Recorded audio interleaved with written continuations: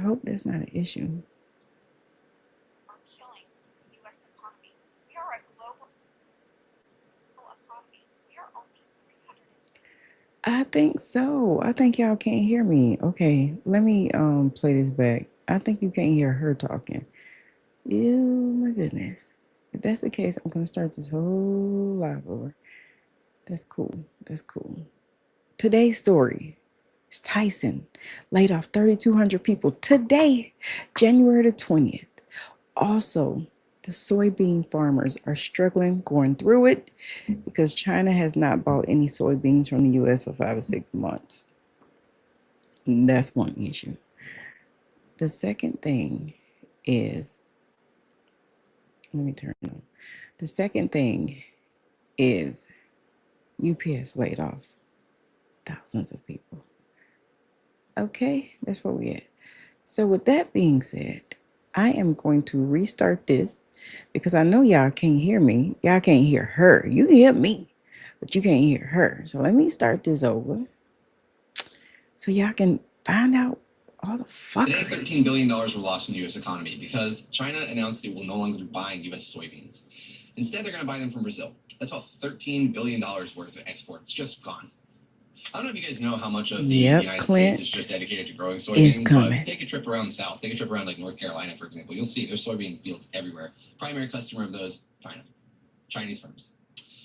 I don't think people are getting it, man. Like, even if the tariffs got canceled today, I mean, the damage is done effectively. I mean, it's going to take years for the United States to regain, if it ever can at this point, its position within the global trade infrastructure. Because global trade is only possible because of a system of handshakes, a system of trust between trading partners, where everybody trusts that the other parties in any trade deal are going to maintain the same systems and agreements for harvesting, packaging, transporting, unloading, and reselling goods between each other. And what the United States has done here over the last 90 days, it's only been 90 days, is it has said to the entire world, we cannot wrangle our worst impulses. Because we could have wrangled them, right? Congress could have stood up to Trump, gotten their stuff together, and said, hey, between the House and the Senate, we have more than enough people who are all dismayed at the dismantling of the global order, which has built all of this untold wealth in this country. So we are going to pass a bill and then use a congressional override in the event that a bill was vetoed in order to take the powers of tariffs back from the president in their unilateral ability to do so, which is how Trump is able to do what he's doing now. Today. So China has purchased zero US soybean for an unprecedented 6 months in a row. Source for this is Forbes. Let me know what you think about this in the comments. Some absolutely catastrophic news for the American agricultural industry. The farms are failing. If you got a soybean farm, you are failing right now. And like I said, we're going to talk about Nebraska having 11,000 people in the county and losing 3,200 to Tyson Foods, laying off today. They laid them people off today, the 20th. I hope they found a job and somewhere to go. But that entire town is about to suffer with the workforce being that small and that big amount of people getting fired at the same time. Laid off. Well, they call it laid off. I call it you just fired me because you ended my paycheck. That's what I call it. Absolutely nobody is talking about it. So Donald decided to push tariffs on China, and China pushed some tariffs back. And also another thing that China did, it banned the import of American soybeans. Soybeans, I hear you say, who cares? Well, big difference, China. Good job. So I'm going to dig a little bit deeper into the story. I'd love you to bear with me. I'm going to read from actually the United States Department of Agriculture website, and also this story also comes from Reuters. So let's look at this in a little bit more detail. So about half of US soybean exports are actually shipped to China. That totals about $12.8 billion in trade to America every year. So that's a lot of money. Also, it's a lot of farms, and there's a lot of businesses, and there's a lot of people. What I don't have is a number of people directly employed by the soybean industry, but the United States, and again I'm reading from the USDA, the United States has 98,281 soybean farming businesses as of January 2020. Okay, did we all hear that? Almost how much? Almost a million farmers that do soybean that's not selling at all in the last 6 months. Almost a million farms. Very close to a million. Selling zero because of this trade war. Yeah, look like we doing some Great Depression work. Yeah. Mm-hmm. This is catastrophic news. Very. It's not making the media because, as usual, Donald is making a lot of noise. But unfortunately, a lot of people in the States are going to lose their jobs. There's going to be a lot of businesses that are going to go out of business because of this ban. And China. Today, $13 billion were lost from the U.S. economy because China announced it will no longer be buying U.S. soybeans. Instead, they're going to buy them from Brazil. That's about $13 billion worth of exports just gone. I don't know if you guys know how much of the United States is just dedicated to growing soybeans, but take a trip around the South. Take a trip around like North Carolina, for example. You'll see there's soybean fields everywhere. Primary customer of those, China. Chinese firms. I don't think people are getting it, man. Like, even if the tariffs got canceled today, I mean, the damage is done effectively. I mean, it's going to take years for the United States to regain, if it ever can at this point, its position within the global trade infrastructure. Because global trade is only possible because of a system of handshakes, a system of trust between trading partners, where everybody trusts that the other parties in any trade deal are going to maintain the same systems and agreements for harvesting, packaging, transporting, unloading, and reselling goods between each other. And what the United States has done here over the last 90 days, it's only been 90 days, is it has said to the entire world, we cannot wrangle our worst impulses. Because we could have wrangled them, right? Congress could have stood up to Trump, gotten their stuff together, and said, hey, between the House and the Senate, we have more than enough people who are all dismayed at the dismantling of the global order, which has built all of this untold wealth in this country. So we are going to pass a bill and then use a congressional override in the event that a bill was vetoed in order to take the powers of tariffs back from the... So Donald Trump was praising Xi Jinping for his large purchase of soybeans from American farmers. And only farmers know the truth about this. The rest of his red hats are just left to believe whatever he says. But Forbes is... Go ask the farmers. They said they ain't got nothing. Not a payment, not a purchase. So who are these farmers that got a purchase? Because Bill down the street saying he about to shut the door because he can't do it no more. I'm putting out and I'm not selling anything. I'm out here working and no money's coming back. So who is these mystery farmers that's getting a check? Here's Joe from Georgia. So we're getting ready for the first domino to fall, and we know what happens after the first one falls. Well, the state of Nebraska, the governor, Jim Pillen, has asked the federal government for help because they're not going to be able to pay their bills this year.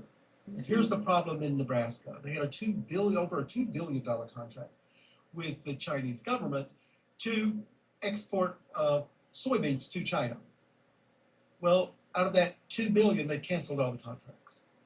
So out of that $2 billion, $350 million was state revenue taxes. They're not getting any of that. And the governor also goes on to say that because the migrant farmers weren't able to work in Nebraska this summer, that those people didn't pay their taxes either. And the farmers... Right. Y'all remember last year when they kicked all the immigrants off the farm and Nebraska was crying, but we ain't got nobody to work the fields. What we's gonna do? And they just was losing their mind. So you didn't have those workers there to pay any taxes, and they have canceled every single contract to sell soybeans. What a time to be alive. To see all this fall, like he said, once the first domino hit, what's next? And they don't want to talk about this. He always get in trouble for telling the truth. Hopefully this video gets out there, because I'm just a truth teller. And boy, I suffer for it. Nobody want to talk about this, what's going on. Everybody's sweeping it through the rugs. But if you got a farm and you out there working and you done spent $20,000 or $30,000 on a tractor, you give a damn. and you want to know what's going on. Who already have crops in the ground, folks, they've already spent their money. Mhm. They're going to need help too because they're not getting any money from the contracts anymore. So Nebraska is the first state. And when you look at the Midwest, you're probably looking at Kansas, you're looking at Iowa, South Dakota, all of those places that are large exporters of grains to China Mhm. and depend on migrant farm labor. They're not going to be able to pay their bills either. So here's the first one to fall. But of course, as we do know, a certain person in a certain house in Washington, D.C. at 1600 Pennsylvania Avenue, they know all about bankruptcy. I'm sure they'll be able to help. Trump says, be patient. The farmer's going to be better than ever. Well, you better hurry up. So that's a guy named Franz Rowland, and he's been farming for 40 years in Georgia. And it's really this next thing he said that just completely blew my mind. We've lost our market share, our trade to China. I don't know who dropped the ball in Washington to allow these prices, this trade to diminish like it's trade, like it has. But somebody dropped the ball. Somebody wasn't looking out for us. This dude is a soybean farmer and has been for 40 years. 40 years. It's his life. It's his business. And he has no idea, literally no idea why China won't buy our soybeans. You got to know. Hi. Okay, so that's that news. I'm about to switch over because I don't hear nothing else about soybeans. I just had to let y'all know what's going on currently out here in the field. Now, this video here is the 3,200 people from Tyson saying goodbye, turning in hats, uniforms, because today is the day. And look, you can tell nobody got no job. What I mean by that is when they announce that y'all gonna lose the job late November, December, ruin your holidays with that bullshit. When they announce that they're gonna let y'all go, look how many people still there after finding this out. Don't you think the regular person would have said, well, whoop, hell, they about to close this mall. Let me go find me a job. For there to be that many people turning in uniforms, this is your last day, then they couldn't find anything in this market. Because finding a job right now is hard as hell. That's why it's so many people still there. And they saying goodbye to all their friends and recording it before we leave. Those lines had thousands of people on it. They done cleared everything out the warehouse. Moved equipment, sprayed everything down. Saying goodbye to their friends. This is what's going on in our country right now. Let me turn the sound on for this one. And cattle are not the same thing. The cost of beef and the cost of cattle are completely disconnected. While you might be seeing record high beef prices this holiday season, ground beef up nearly 13. Oh, but let me give some context to this. Now, this video here is some of the reason why Tyson had to let some folks go. The beef crisis that's going on. Percent steak up 16%. cattle producers are actually seeing less money, and they're bearing the burden of bringing down costs. So what is happening here? So the consumers get taken advantage of. The boots on the ground producers get taken advantage of. There's somebody making a lot of money, and it just There's a deep imbalance in our meat markets. People are actually paying more for meat, even as the farmers are making less. President Trump posting on Truth Social, you know something is fishy. And it's benefiting one group in particular. This is a story about the thousands of struggling ranchers putting food on your table. Right now, losing 17,520 farms a year on average. what happens in 20 years when we're all gone? The giant meat packers and the systems they use to control the market. Because the marketplace is fundamentally broken. The money men playing with our food chain, and the politicians trying to drive beef prices down by any means necessary. The only price we have that's high is beef, and we'll get that down. Is there a future for beef in America? Our herd size has been declining at an alarming rate. And what can we do to save it? We're tired of other people controlling our destiny. Mom, the dollars that we deal with today, if Dad had the opportunity to cash out the chips, would he keep rolling the dice, or would he have pulled his money and said it's been a good run? Boy, that's a hard one. If you read the news about the beef crisis, you might think that ranchers are doing well right now. But John O'Day, a sixth-generation Nebraska farmer, showed us a different reality. It's really tough because historically, 7 out of 10 years a cow-calf operation breaks even or loses money. Come on, Eric. You hope to make enough money when you're profitable to pay down debt that you've accumulated during the tough times. John is an independent rancher. Oh! But in our food system, independent ranchers aren't that independent. So I told you in our last stop, we checked the markets when we got over here. So here's the chart that I use. Ranchers live and die by this chart, the feeder cattle futures, that dictates how much they can expect for their product. Many ranchers believed that 2025 would be a rare profitable year, with feeder cattle prices reaching record highs in the fall. But then something happened at the worst possible time. We're going to do something very quickly and easily on beef to get it down. President Trump's plan to buy more beef from Argentina. His words that wholesale cattle prices Looks like plummeted. we've lost around $200 a head. That would be around a $17 billion. Many American. Oh my gosh. Oh, so now we're getting into the thick of it. I love these documentaries because they will tell you everything you need to know. Cattle ranchers outraged. It feels like being a pawn in a game we're not going to win. I would say that we've lost conservatively between $200 and $300 per head on our calf crop and on our inventory. So $250,000-ish in a month. It's real money. It's real dollars. Right. When President Trump announced a plan to quadruple imports of Argentine beef, then demanded American ranchers get their prices down, ranchers lost billions in expected profits. And beef prices, they stayed at all-time highs. I would handle it better if it was actually making a difference for the consumer, but it's not. What's happened to us hasn't helped the consumer at all. We're going to do something very quickly and easily on beef to get it down. The ranchers understand that. They're so happy for what I've done. I saved them. I don't think you'd have any beef in this country if I didn't do that. And of course, it was the biggest supporters that feel the most betrayed. So how can the price of cattle be so volatile? And how can cattle ranchers lose so much money so quickly? It has to do with the connection between this and this.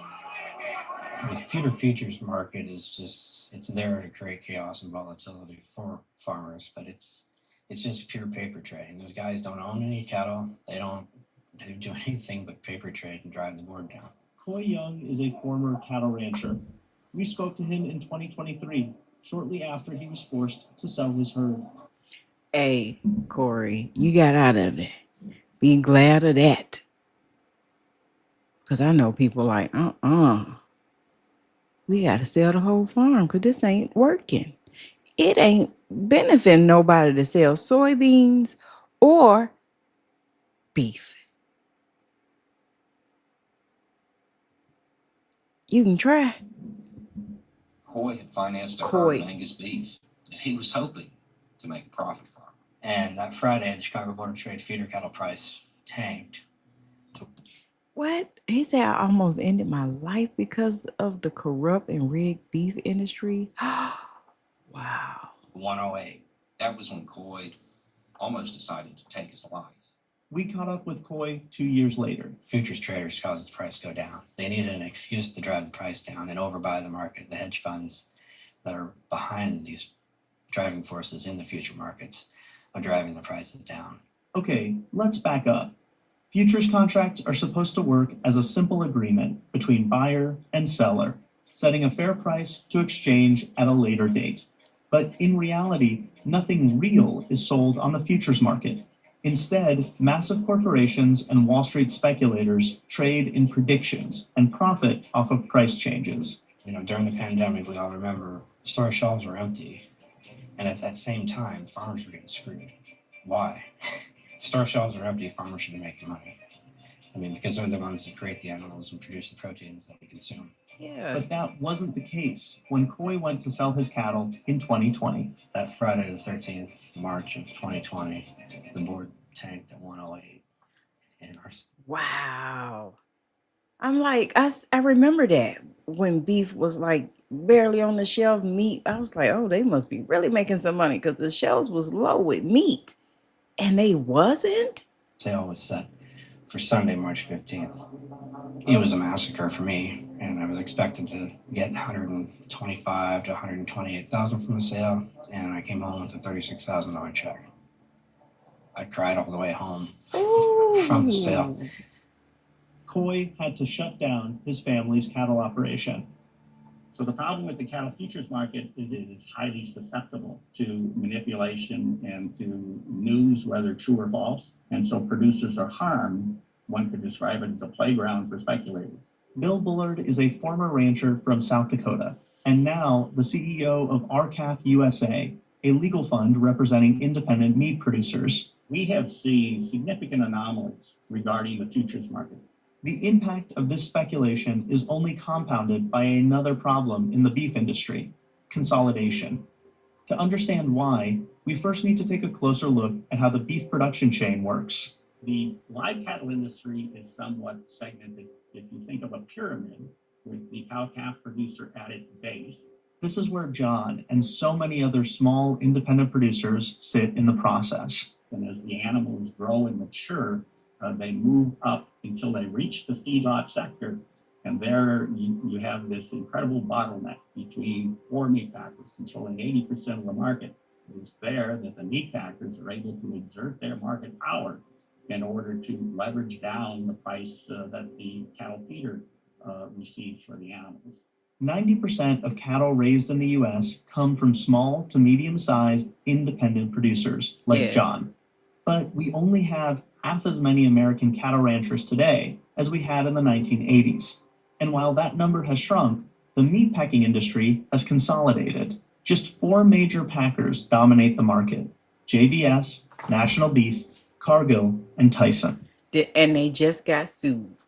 It's some kind of thing you can go online and it's a class action lawsuit about them raising the prices. They just got sued, all four of them. And them, the top four. So in 1980, the cattle producers received 63 cents of every consumer beef dollar, and the meat packers and retailers had to share 37 cents. Jump to 2021. That allocation of the consumer beef dollar has been completely flipped on its head because the marketplace is fundamentally broken. In 2019, RCAF USA filed a class action lawsuit against the Big Four, alleging a price fixing scheme to shift the market in their favor by reducing slaughter and reducing their purchases in the cash market. We allege that the meat packers were managing the marketplace to ensure there was never more demand than there was an available supply of cattle. And we allege that that is how they were able to suppress cattle prices. This power imbalance in the market means that the price of boxed beef can continue to rise and generate profits for meat packers and big box retailers, but far faster than the prices producers get for their cattle. The spread has been widening, which is a clear indication of market failure within our industry. This is part of the original 280 my dad bought in 1965. Now I'm just trying to keep it. It's the other battle. Even after selling his herd, Coy has not been able to get out from under his bank loans and credit card debt. How's it feel to be this close to the operation that you grew up on, but you're not working it anymore? It's depressing as hell. Wow. And then he probably feel like, damn, Dad got sick. It was on me to keep everything going, and I couldn't even keep it going when it got into my hands. That's probably why he felt like he felt. That's sad for somebody to be playing with you trying to be an honest farmer. You trying to work, sell the goods, plant crops, and sell the animals, whatever you're doing. And somebody is purposely trying to scam you out of your money. They don't want to pay for what you're doing. It's sad. And he said he supposed to got $136,000. He came home with $36K. That's a lot for somebody who's been feeding them things to get them fat and big and ready for the slaughterhouse. And been working that field and paying for diesel and whatever else that tractor need. And then y'all playing these people out their money? That's crazy. We'll get back into it one of these days, hopefully. Coy's Cattle Ranch is just one of nearly 20,000 American family farms that go out of business every year. This loss of independent ranchers has also contributed to the depletion of America's cattle herd. And we've lost over 32 million head of cattle since 1980 that should be in circulation in the United States. And now we're at record low numbers. Now, Coy finds himself on the consumer side of the meat packers. He's opened a barbecue food truck. I'm still paying for this thing. I've got 2 payments left on this, and it'll be paid off. But just like he was getting squeezed as a producer, he's now getting squeezed as a consumer. Brisket went from $387 in March to $642 in September. That's a 70% increase in only just 4 months. So now it's like I can't even afford to buy brisket to cook to sell. I can't afford to raise them. I can't afford to sell them. Now we can't even talk about one household really making a living year to year on 250 cattle. And 30 years ago, 250 head of cattle in one family's operation would have been huge. Yeah. The connection between supply and demand in the beef industry has been severed by the corporate players sitting between you and America's ranchers, and it's taking a toll on our whole system. I feel that my sons, I don't, the direction we're going, I don't see a future beyond the generation that's just starting right now. The price of beef is unsustainably high for the average American, but bringing it down is not as easy as just saying, We're going to do something very quickly and easily on beef to get it down. So what would help? We have to stop the decimation and desecration of our American cattle ranchers. People are herd in the United States. And increasing domestic supply only happens when cattle are profitable for producers. Sustained long-term profits are the only thing that's gonna solve the beef cost issue. Is we've got to get enough domestic production to where we get so far ahead of the demand that the boxes start piling up for the retail segment, and then they'll drop prices. And that only gets done by getting corporate influences out of the market. Well, we would like to. Yep, because every time they put their hand into something, it always goes south. What are y'all doing over there trying to control what farmers are doing? That's crazy. Oh, this is back to Tyson. This woman says she worked 10 years. End of a chapter at Tyson Food after 10 years of working at Tyson's. 3 days ago, she said goodbye to everybody. Folks losing their income faster than they gaining it. And somebody in the comments said, I was the human resource complex manager in the Tyson in Missouri, the one that closed in 2023. My salary was $190K a year when it closed. Oh. She said, I thought it was the end of the world. 4 months later, after applying to different places, I received a call from another chicken plant offering me $200K a year salary as a human resources complex manager at that company. When one door closes, another one might have open. Have faith. That's true. But ooh, to lose that much. That's crazy. But I have to turn the sound down so we don't get no copyrights. 10 years working at Tyson. Telling everybody bye. Hanging the coat up. The economy is going crazy right now. Doing bad. Boy, I tell you. Okay, now we can turn it back up. Processing plant in Lexington, Nebraska. Let's talk about the effects of what this is going to bring. This causes a false sense of supply and demand issue within the area. With a plant that closes that was doing upwards around 5,000 head of cattle a day, those cattle are going to have to go somewhere else. And you can guess who owns the next closest processing plant. You got it right, Tyson Foods. So now that Tyson's other plant is being flooded with beef, they're going to be able to set the price that they're buying these cattle for, screwing over the ranchers and the sellers who are selling them these cattle, because the buyer sets the price, not the seller. So Tyson buys these animals for less. They still have the same amount of demand. So they're going to be charging you, the American consumer, the same price or even higher prices because now they have to process more cattle. Tell me how that works. But this is all part of the game plan that goes unchecked and unchallenged.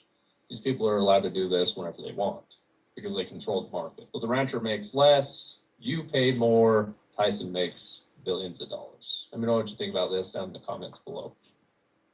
All right, beef prices are on the rise because of Tyson Foods closing down plants across the country. There's Tyson saying that there's not enough cattle being produced, but I don't know if I buy that. Right, we about to fill it with all those closures.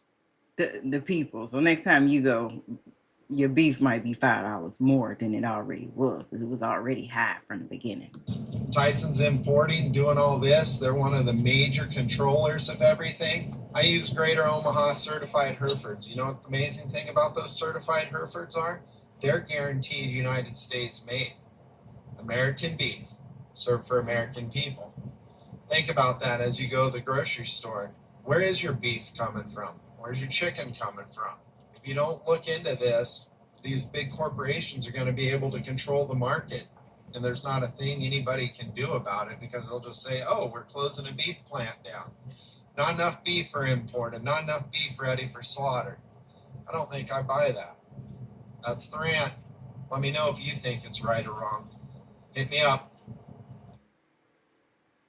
Let me know what y'all think in the comments about this. This Tyson food plant closing. Trump-friendly town in Nebraska is feeling the weight of the president's economic policies. Joining us, MS Now national reporter Rosa Flores, who's in Lexington, Nebraska. What exactly is going on there? You know, Katie, have you ever been in a place where you can just feel the pain and the anxiety? That's what it feels like being here in Lexington, Nebraska. This is a town of under 11,000 people, and 3,200 will lose their jobs on January 20th when the Tyson plant in town closes. People have described to me what's happening here by using the words catastrophe, crisis, the feeling of being collateral damage, hurt, anxiety, agony. I mean, just such powerful words because of what's happening here. The street that you see behind me is a vibrant business district. I've talked to some of the owners. Some of them are immigrants. As you drive up the street, the names of the businesses tell you about the diversity in this town. People from Mexico, from Guatemala, from Somalia, some of them former refugees who worked really hard at the Tyson plant, saved their money and became business owners in this community. Yeah, because they was making good money, y'all. They was making good money working there, and there was a lot of foreign people there, might I add. They was doing good at the plant.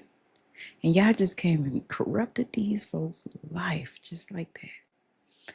And I was showing you the beef videos because I wanted to dive deeper into just the news of Tyson plant is closing. No, let's find out why. Let's go talk to the farmers. Let's go talk to the people making the meat and chicken. What's going on? So we have to dig in that first. Then we on to the people who just lost their income and don't know how they go pay their bills. Now, I foresee either a lot of people is about to start moving if they don't find nothing quick. Another business here to my left down the street. That woman says that people have gone into her store sobbing. Her sales immediately dropped 10 to 20% right after the announcement. Up the street here is a public library. There are companies from all over trying to recruit workers. Here to my left Oh, down the street. that's a blessing. That's a blessing that the companies came and said, oh my gosh, we know that thousands of people is going to be without a job. So we're going to come and try to recruit y'all and give y'all some work. Shout out to the business owners who did that. But evidently it wasn't enough because we just seen the videos, everybody leaving, and it was thousands. That was 3 days ago. Thousands of people was in line turning their uniform in. So I guess everybody didn't get a job. This way, there's a pastor who's trying to figure out how to speak about joy on Sunday services. The impact of this is everywhere, but here are some of the people that I talked to. Are you trying to get information from the city? Has the city provided any information to you? No yet. Is that frustrating? Yes. We need to know what's other plan he had. You know, from the economic perspective, from the spiritual perspective, everybody's worried. You know, everybody's thinking, specifically this season, what we need to celebrate. What will be the joy of this community in this Christmas season? Hoping, expectations, everything is in the air. What do your friends tell you, the ones that are leaving?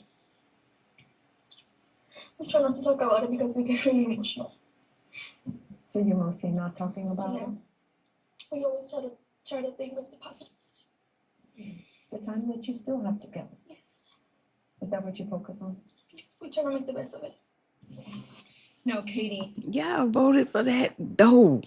I am so sorry. But y'all voted for that, y'all. I'm going to have to speak the truth. And now y'all feeling it. Today, January the 20th, Tyson let go of 3,200 people. They gave them like 6 weeks notice. They started handing out notices November 21st to let y'all know that on January the 20th, 2026, we are cutting back and closing 2 plants. I think it was A and B side. Hey, what's up, America? Tyson food plants closing throughout America. So apparently a bunch of Tyson food plants, mainly chicken plants, chicken processing facilities, have closed in the United States recently. So let's talk about all those plants that have closed. So the first is the Tyson beef plant that processed ground beef, marinated proteins, and seasoned proteins. That was in Emporia, Kansas. That closed February 2025, or this month, and 809 employees were fired. So then we have Philadelphia, Pennsylvania, 2 prepared food plants that process meats and cheesesteaks. That plant closed January 31st, 229 people were fired. So Perry, Iowa, that was a pork processing plant. That closed in June, 1,100 workers fired. 6 poultry processing facilities in North Little Rock, Arkansas were closed or are closing. A poultry plant in Corydon, Indiana closed. Another one of those in Dexter, Missouri. Another one of those in Noel, Missouri. And yet again in Tyson shutting down a plant isn't an accident. It's what happens when 4 corporations run America's entire meat supply like a cartel. This isn't Black market Rock. conditions, it's corruption, and it's bought and paid for influence. It's decades of political donations and lobby money letting the big 4 do whatever the hell they want. And when they close a plant, ranchers get crushed, and consumers pay more, and communities collapse. And Final days, y'all. This is history in the making. I wonder, can they ever recover from this and open back up in the future, or is this permanent? Everybody saying they final goodbyes. And some of these people been here, like that girl said, 10 years, 5 years, years, man. And they doing a final walkout.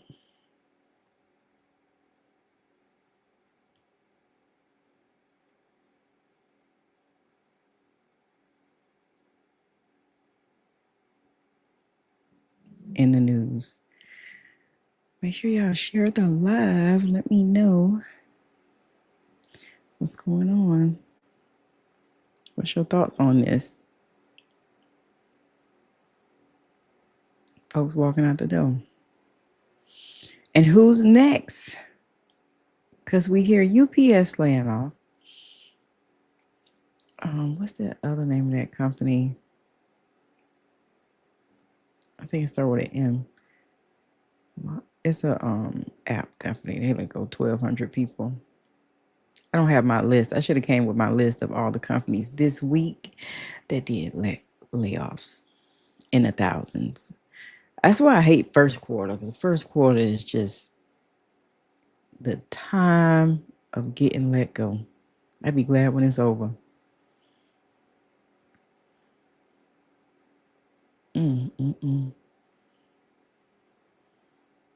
This is Lexington, Nebraska.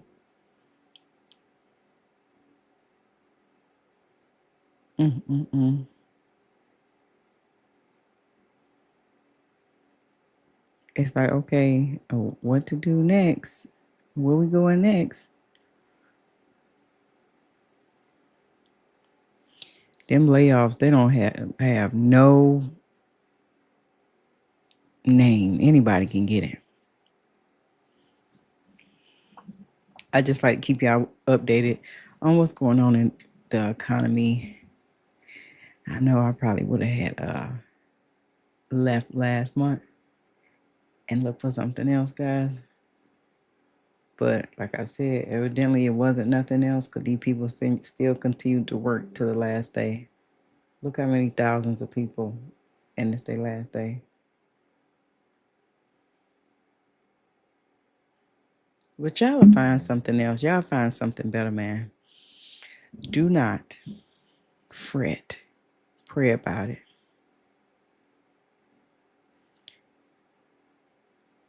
Okay, let me turn this up.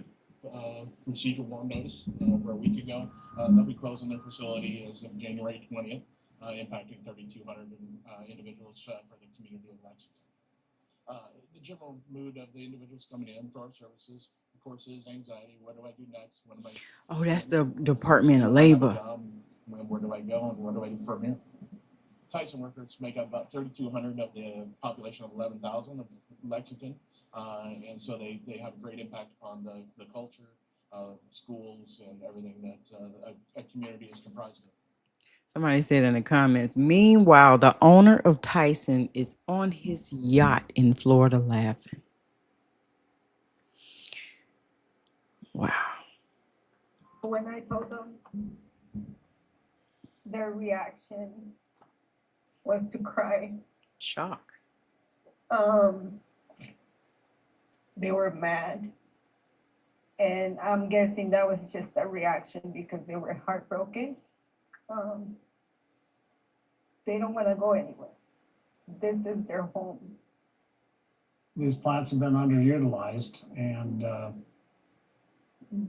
we have a shortage of cattle out there in the U.S., and because of that, we're very vulnerable that somebody might shut down.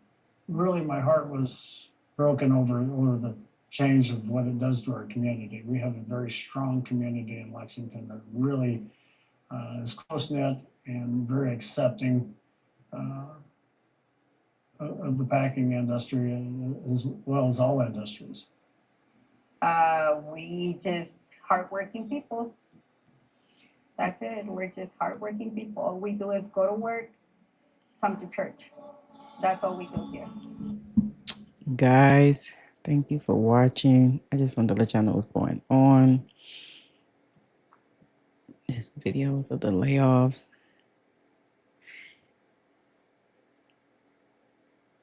And this is a rancher talking about why it's going on. And this says, somebody said, today was the last day for B shift at Tyson. It was emotional and sad day. I'm going to miss all my friends.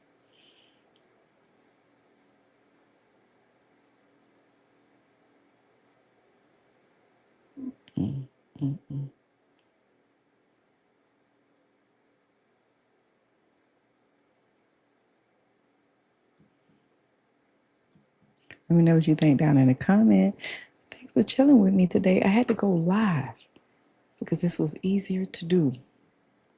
I couldn't make a video because I got a lot going on. I hope you guys been doing well, keeping warm. It's cold outside.